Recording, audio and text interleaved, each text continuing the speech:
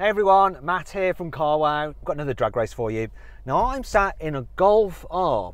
However, it has these rather lovely shifter paddles rather than the cheapo ones you get normally, and that's because it's a Mountune Golf R. So they've upgraded the ECU and fitted an induction kit. So this 2-litre turbocharged petrol engine now produces 360 horsepower and 500 Newton meters of torque. Next to me is an Audi RS3. So that's got a 2.5 litre 5-cylinder, 400 horsepower and 480 Newton meters of torque.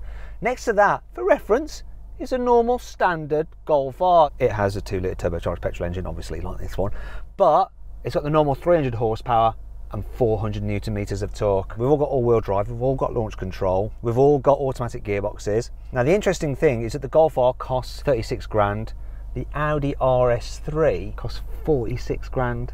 Now the Mountune kit for the power, 1200 quid. So over 12 grand difference between this Mountune Golf R and that Audi RS3. So we're going to see what happens in a drag race over a standing quarter mile. Now before we do that, make sure you subscribe to this channel. Please hit the bell icon, otherwise you won't be alerted when we make a new upload and you don't want to miss out. Oh, and follow me on Instagram, @MattWatsonCars. Anyway, let's do it. Drag race, enough on.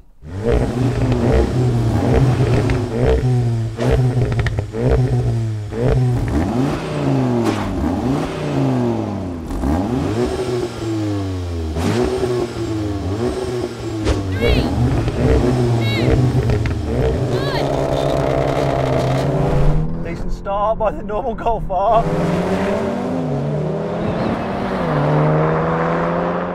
And the RS3 did alright. It's neck and neck between me and the RS3. Come on, Mountune Golf.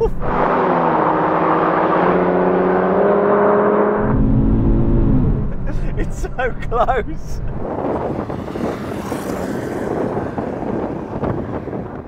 So close. That's the win.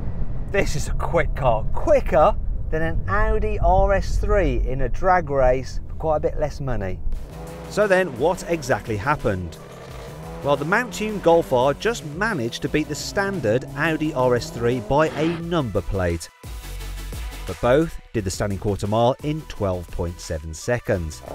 The standard Golf R, meanwhile, took 13.4 seconds.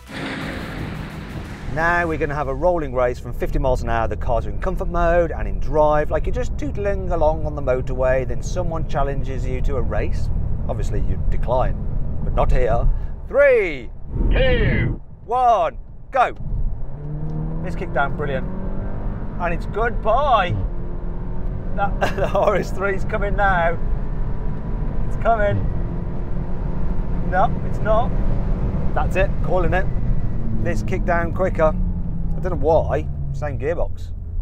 We need to check the in-gear performance to discount the whole kick down thing. So let's do another race.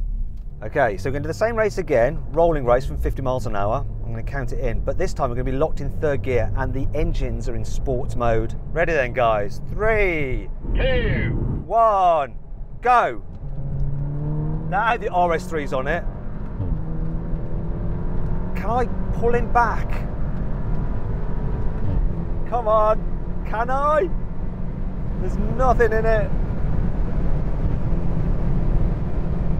I'm kind of reeling him back in. Nah, never going to pass him. That was very interesting, that was. So the Audi seemed to respond quicker to the throttle when he floored it, and once he got ahead, that was it. He was not increasing its lead, and we could have gone on like that forever pretty much, but I wasn't going to catch him.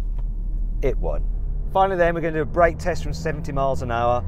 When we hit the line, full emergency stop. See which car stops in the shortest distance. Now I should point out this has had another upgrade. Brakes are grand. So let's see what difference that makes. Here comes the line.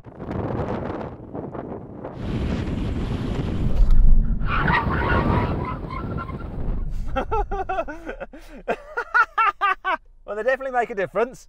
Outbroke the Audi RS3 and definitely outbroke the normal Golf R. In fact, I could almost feel it through the pedal. It just seemed to bite a lot harder than I'm used to in this car. Nice brakes, good upgrade. I think overall that is a win for the Mountune Golf R, and it's certainly a win in terms of value for money. What an impressive upgrade. Sounds like a bit of a kind of sales plug, but it's not.